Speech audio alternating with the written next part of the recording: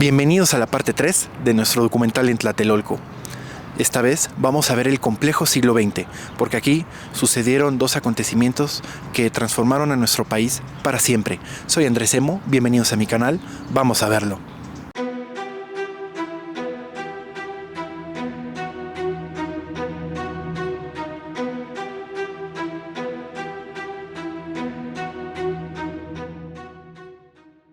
En la primera parte vimos cómo era Tlatelolco antes de la conquista y cómo fue fundado por un grupo de personas que se resistían al régimen de Tenochtitlan. Después de la conquista, aquí en Tlatelolco estuvo el gran proyecto educativo de la Nueva España, el Colegio de Santa Cruz.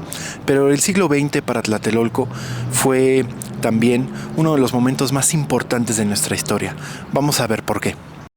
La anécdota cuenta que Mario Pani envió algunas fotografías del nuevo conjunto de Tlatelolco a la revista La Arquitectura Actual en Francia. Para él, francófilo convencido que estudió arquitectura en París, la publicación francesa era el referente universal y donde quería verse reflejado. Pero los editores de París le contestaron amablemente diciendo que no podían publicar las fotos recibidas porque su política editorial no les permitía publicar maquetas de proyectos ni conceptos de modernidad, así como de abstracción formal de las construcciones, que podían confundirse con facilidad con maquetas. Pero, ¿qué había aquí antes de la unidad habitacional? Solo mencionaré rápidamente que en las partes 1 y 2 de este documental vimos que Tlatelolco era una antigua ciudad comercial mexica, inicialmente separada de Tenochtitlan, pero que al tiempo fue conquistada, y aquí cayó el Imperio Mexica en 1521. Después, en este sitio se construyó el proyecto educativo más profundo de la Nueva España, el Imperial Colegio de Santa Cruz de Tlatelolco, pero duró menos de 80 años. Avanzamos en el tiempo y llegamos al México del siglo XIX, donde el conocido Jardín de Santiago era el límite histórico norte de la ciudad.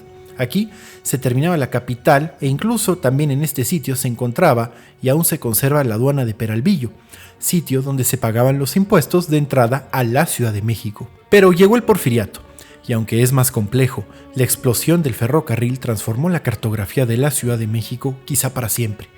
Se construyeron varias estaciones de tren, siendo Buenavista una de las más grandes e importantes, pues de este lugar partían los trenes al norte de la República.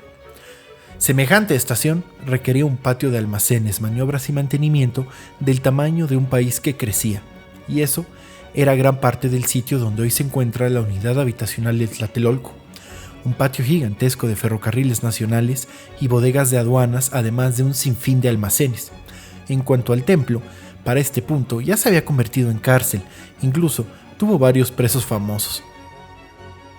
Este sitio se transformaría tremendamente, y es que ahora no lo parece, pero este enorme patio de maniobras se consideraba como un impedimento para comunicar a la Ciudad de México con su norte industrial que crecía a pasos agigantados. Así, los nuevos conceptos de arquitectura, vivienda y sobre todo un gobierno que buscaba dar alojamiento a la población de una ciudad que crecía todos los días.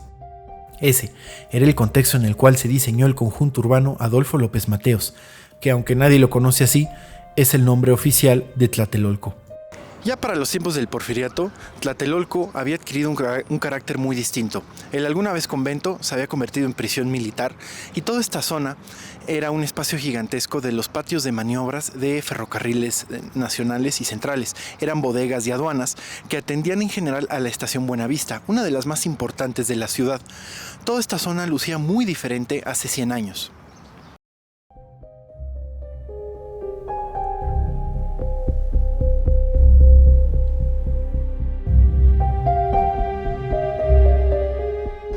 Pero ¿cómo nació este gigantesco proyecto de Tlatelolco? ¿Cuáles son sus orígenes? Porque es muy interesante verlo.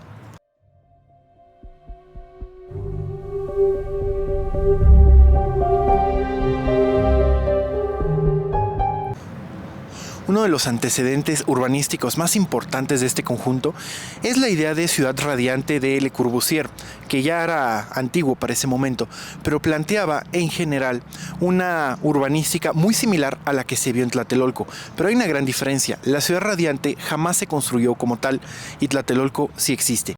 Proyectar una nueva ciudad forma parte del imaginario de la modernidad y, Todos los pioneros llevaron a cabo sus propuestas sobre el papel, desde la ciudad radiante de Le Corbusier y sus múltiples variantes, pasando por la gran ciudad y la ciudad vertical de Ludwig Hilbert Seymer, hasta Broadacre City de Frank Lloyd Wright. Pero en general estas realizaciones quedarían limitadas a conjuntos experimentales de edificios. Un caso muy distinguible de estos nuevos conceptos urbanos fue Brasilia, convertida en la nueva capital brasileña desde el trazo de Lúcio Costa, o Chandigarh, la nueva capital de Punjab en la India, proyectada por el mismo Le Corbusier. Los proyectos un tanto experimentales de ciudades diferentes a la cuadrícula tradicional vieron su auge en estos tiempos y, aquí en México, fue Mario Pani quien los llevó a la realidad, con los conjuntos habitacionales Presidente Alemán y Presidente Juárez, edificios previos al conjunto urbano Nonoalco-Tlatelolco. Y aquí un breve sumario, pero es muy importante. ¿Quién fue Mario Pani? Buena parte de las grandes innovaciones urbanas y arquitectónicas de mitad del siglo XX en nuestro país provienen de la mano de este arquitecto, procedente de una acomodada familia y vinculada al poder en México y formado en Europa. Mario Pani nació en la Ciudad de México en 1911. Su abuelo, Manuel Darqui, era un buen amigo del presidente Porfirio Díaz e incluso su tío fue secretario de Industria, Comercio y Trabajo durante la presidencia de Plutarco Elías Calles y el encargado de supervisar las relaciones entre México y Francia. Mario Pani pasó su infancia entre Italia y Francia.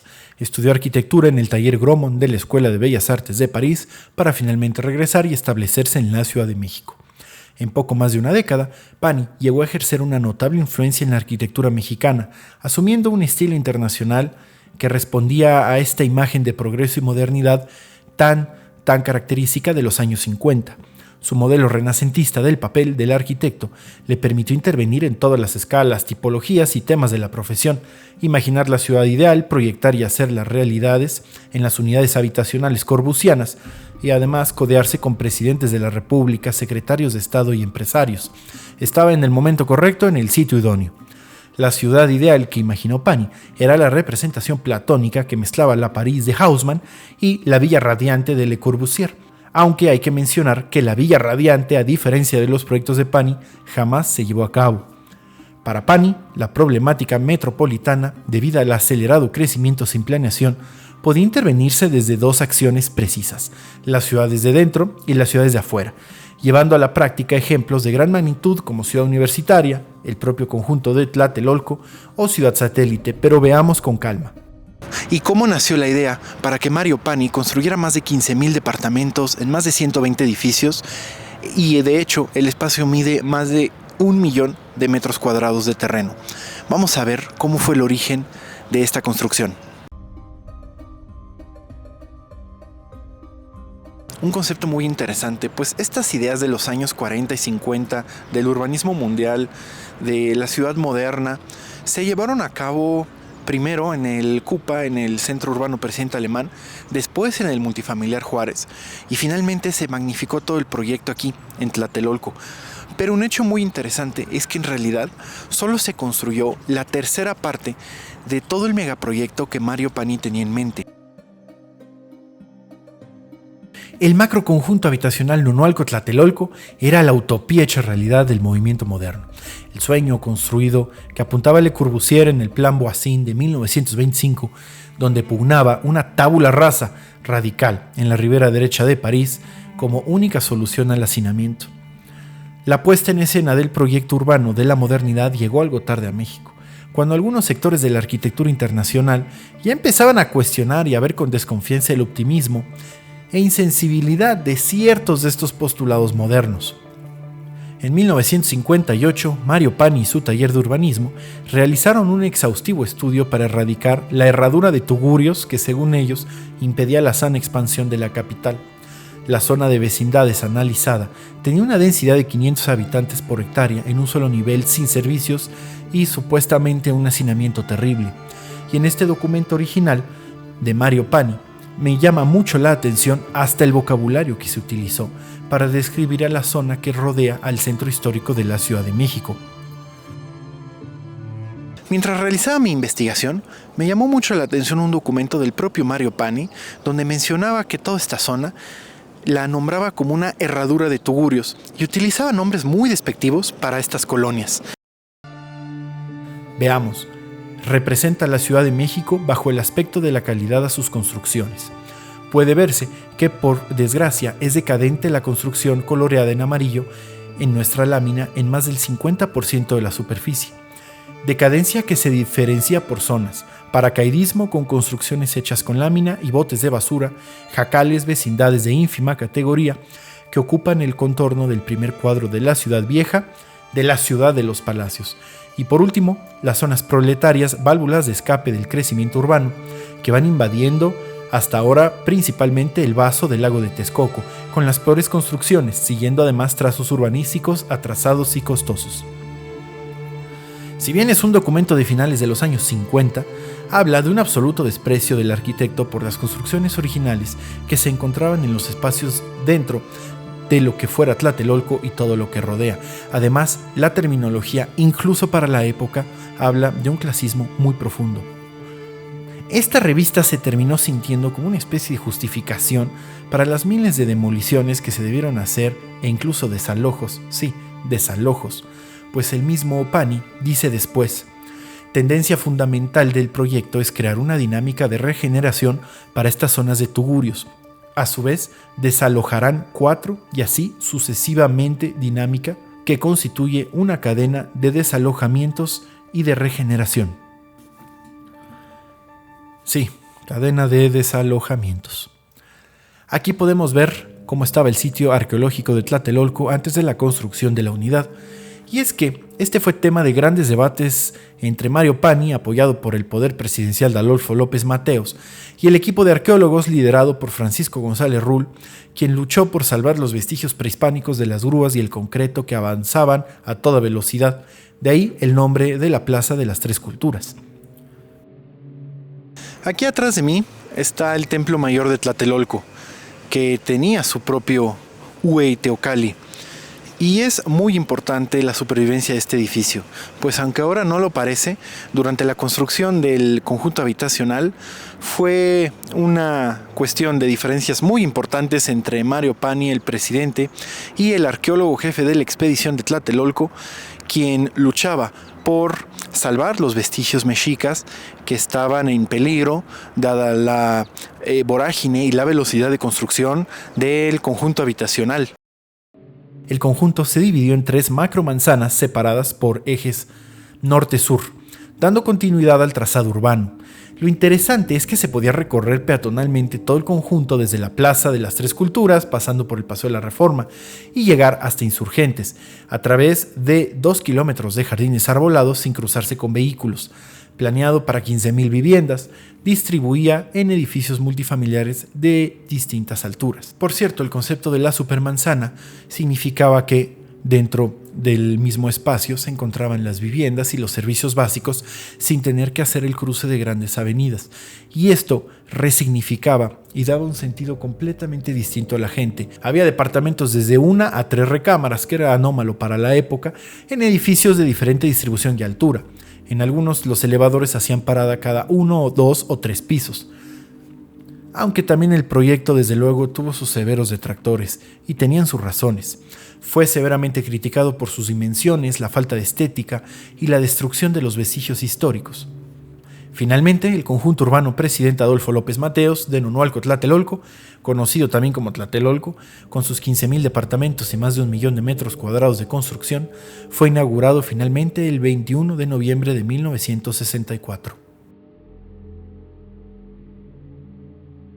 Finalmente, en noviembre de 1964, será inaugurado el conjunto urbano presidente Adolfo López Mateos, mejor conocido como Tlatelolco. Pero este sueño del México idílico duraría muy poco tiempo. Un hecho un poco olvidado en la historia es que en 1967 aquí se firmaron los tratados de Tlatelolco de no proliferación nuclear, y aunque en realidad no son muy mencionados, formaron las bases de muchos tratados que se firmaron después. En realidad fue un momento muy importante de la historia del mundo que sucedió aquí en Tlatelolco.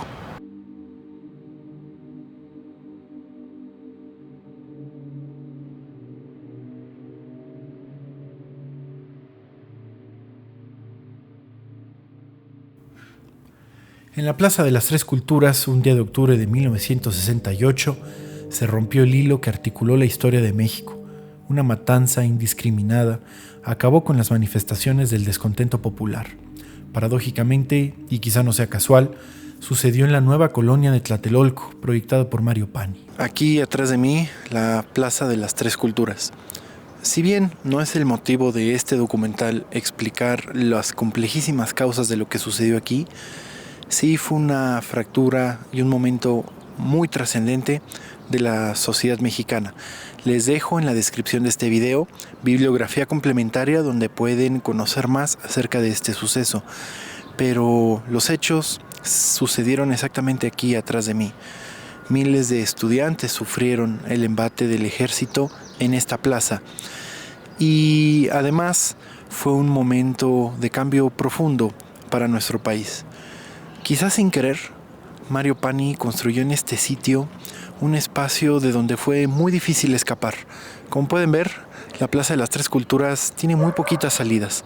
Es una gran plancha conectada por pasillos, lo cual creó una especie de trampa para los estudiantes que aquí se encontraban. A la postre, acabó siendo uno de los momentos más sensibles de nuestro país y uno de los quiebres del corrupto sistema priista. Un poco de contexto.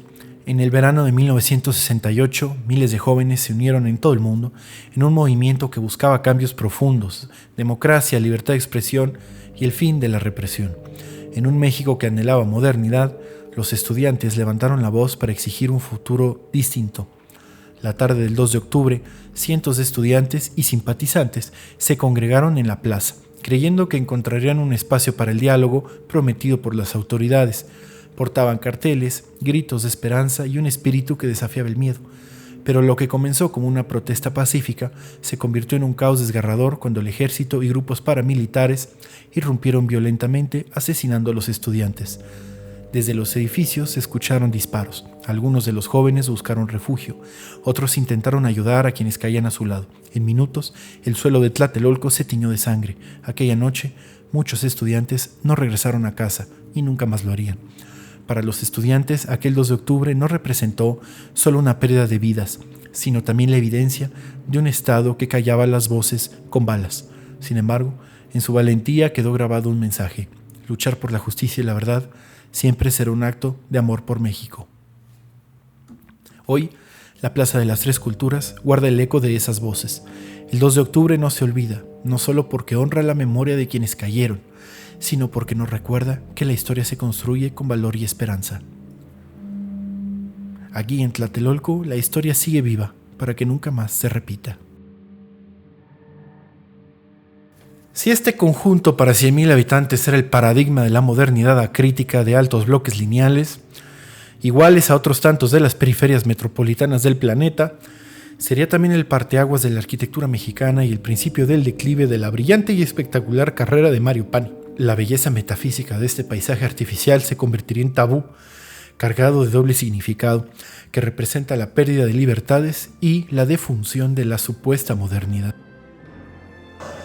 Lo sucedido en esta plaza, el 2 de octubre de 1968, cambió a nuestro país para siempre. El complejo habitacional de Nonualco Tlatelolco, inaugurado en 1964, fue el proyecto que transformó de manera radical el mapa de la Ciudad de México.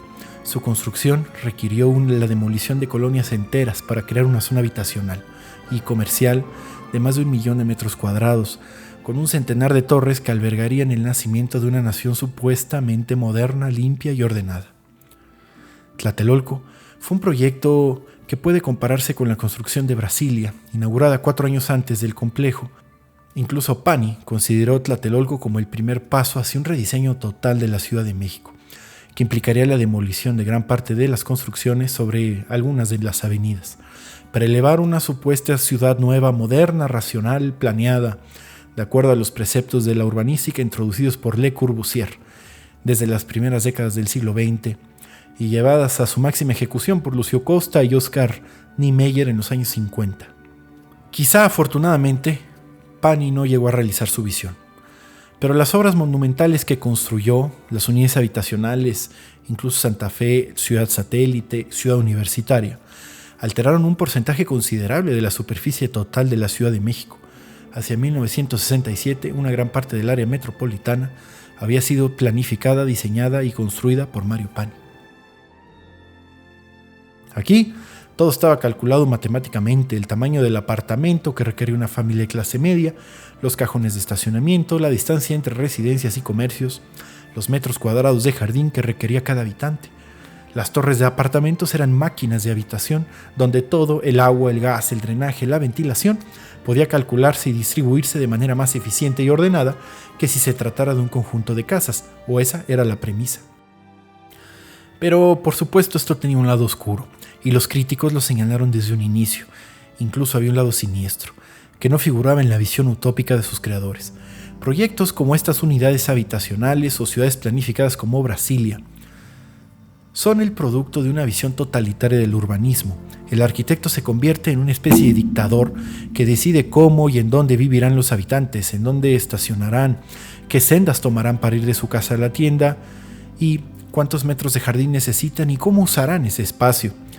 Pero las ciudades son organismos vivientes que crecen y se transforman según las necesidades, los deseos y la visión de sus habitantes.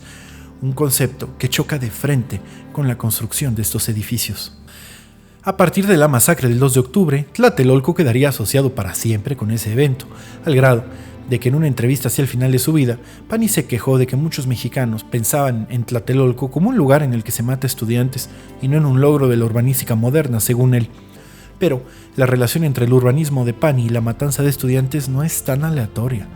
Fue la planificación del complejo, con pocos accesos, veredas designadas para acceder a la Plaza de las Tres Culturas y un conjunto de torres que creaban un panóptico, lo que permitió al ejército acorralar y ejecutar a los estudiantes. Si la manifestación se hubiera dado en otro lugar, en las calles y callejuelas del centro histórico, por ejemplo, los estudiantes hubieran podido escapar, confundirse con las masas, desaparecer en uno de los comercios o portales. La arquitectura moderna es también una arquitectura de control, y el control puede ejercerse para los fines más nefastos.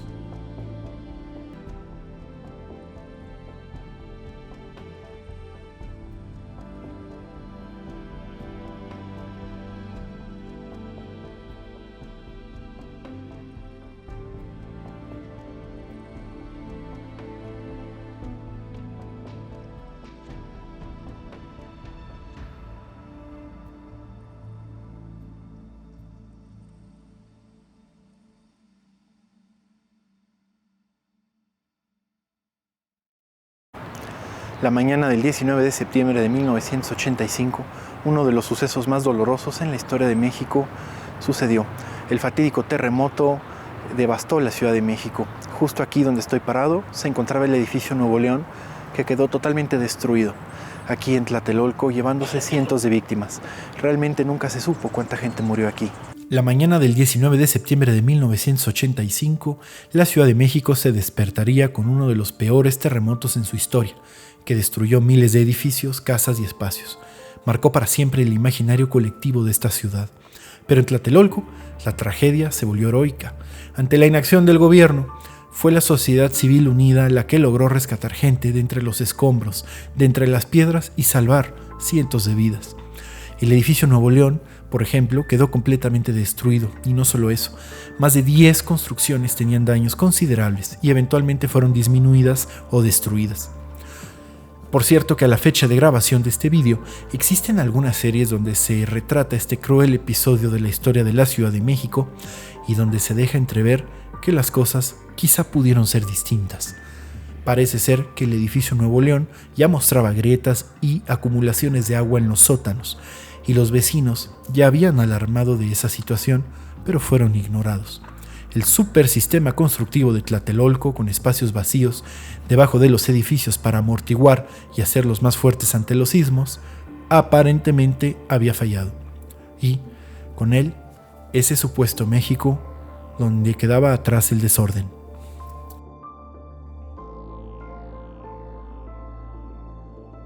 Estoy aquí caminando en el reloj de sol construido en recordatorio del edificio Nuevo León y vemos todavía las diferencias en el terreno.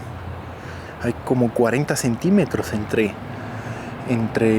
la derecha y la izquierda de estos dos espacios, y eso nos habla de lo duro que fue el movimiento telúrico de 1985. Así luce actualmente el reloj de sol. Es un espacio donde tratamos de guardar el mayor respeto posible por las víctimas que aquí hubo ese día. Junto con esas torres se vinieron abajo los sueños de modernidad y orden y estabilidad que había representado el urbanismo mexicano de los años 40 y 50. Así, a pesar de que Pani hubiera preferido que su complejo fuera recordado como el triunfo del urbanismo y el Estado mexicano hubiera querido borrar de la memoria histórica la masacre del 68, Tlatelolco pasó a ser uno de los símbolos más potentes de las fallas del corrupto sistema político priista, y aquí, uno de los triunfos más inesperados de la sociedad civil mexicana.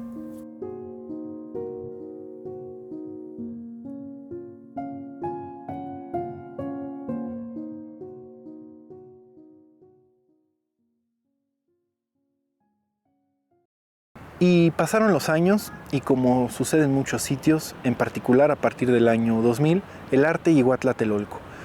Y fue este puente entre el horror que se vivió aquí y una realidad bastante más agradable. Hoy podemos ver diferentes tipos de arte, mural, en los edificios, en diversas expresiones por toda la unidad habitacional.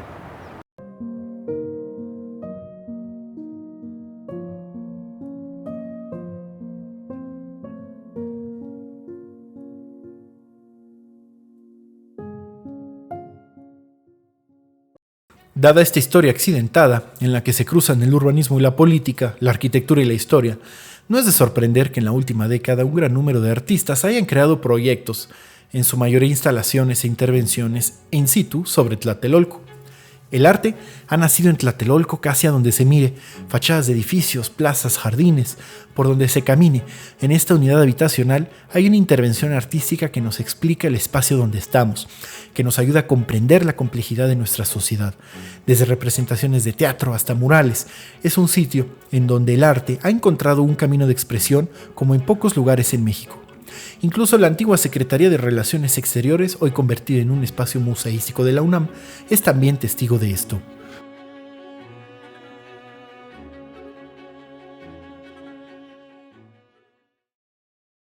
Un hecho muy interesante es que pareciéramos haber perdido un poco la referencia en el tiempo, pero hagamos una remembranza.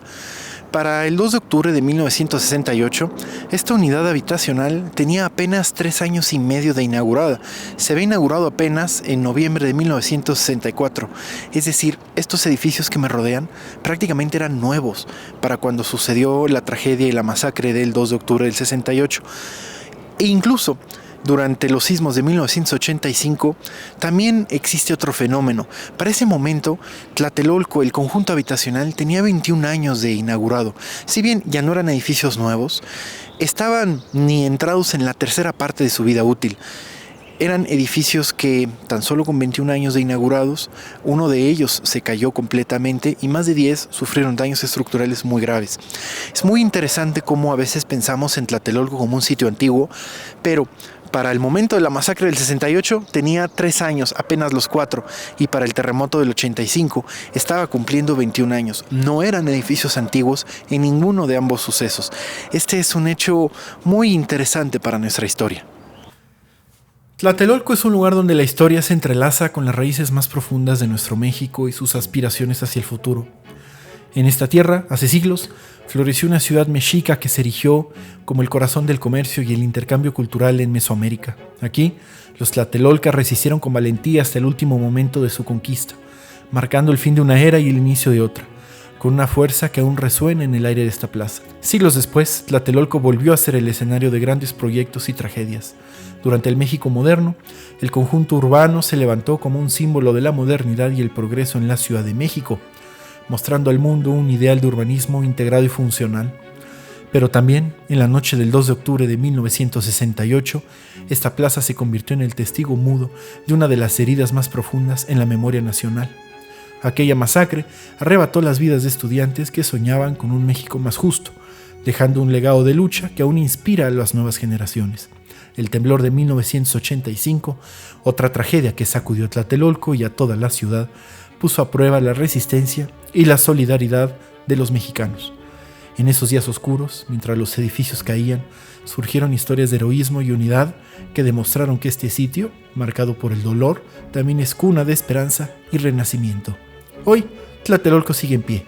Entre las ruinas prehispánicas, las construcciones coloniales y los edificios modernos, se alza como un faro de dignidad, recordándonos que en la memoria de sus tragedias también hay un llamado a la vida, a la justicia y a la reconstrucción.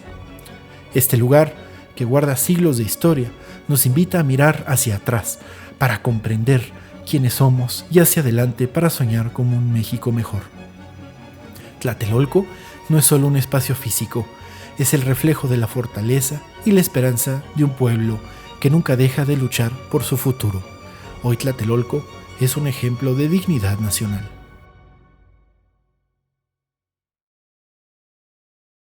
Cuando vemos las fotos de la inauguración de Tlatelolco y de 1968, notamos algo. Las fachadas de los edificios del conjunto habitacional se veían muy diferentes. ¿Pero por qué era esto? Bueno, tenían un recubrimiento final de marcolita, que son unas láminas de asbesto que se colocaron a los edificios hacia el final de la construcción, pero tuvieron que ser retiradas en 1972 porque eran altamente inflamables y además muy delicadas. Varias ya se habían caído. Incluso durante los lamentables sucesos del 2 de octubre, se dice que algunas de las balas iniciaron incendios en los edificios. Era muy fácil que se prendieran fuego, por eso es que tuvieron que ser retiradas hacia 1972 y después de los terremotos de 1985, los edificios fueron estabilizados y reestructurados. Algunos se les adicionaron estas estructuras en T que vemos, adquiriendo las fachadas que vemos ahora en muchos de los edificios de Tlatelolco. Por eso se ve tan distinto de cuando los inauguraron. Muchísimas gracias, como siempre, por haber visto hasta aquí el documental. A lo largo de esta serie de 3 videos, vimos la historia fascinante de este sitio, desde que era un sitio mexica de intercambio de comercio con un mercado precioso. Después aquí estuvo el colegio y el proyecto educativo más importante de la Nueva España. Después una estación de ferrocarril y bodegas de los trenes. Y finalmente aquí se construyó una de las unidades habitacionales más grandes del mundo, siguiendo los conceptos de modernidad de Le Corbusier. Después aquí sucedieron 2 de las tragedias más grandes de nuestro país y que lo transformaron para siempre. Tlatelolco es un ejemplo de dignidad y de resistencia. Muchísimas gracias, soy Andrés Emo, me encuentran en Instagram como @semodron. Recuerden suscribirse al canal. Hasta la próxima.